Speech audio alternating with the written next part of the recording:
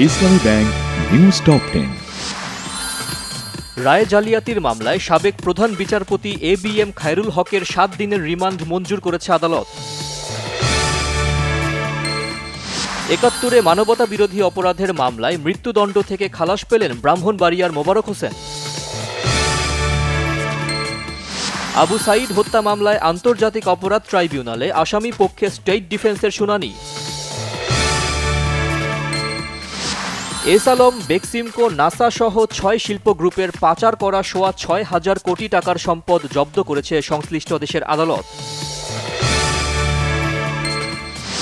গুলশানে চাঁদাবাজির অভিযোগে রিমান্ডে থাকা রিয়াদের বাসা থেকে কোটি টাকার চেক ও এফডিআর উদ্ধার।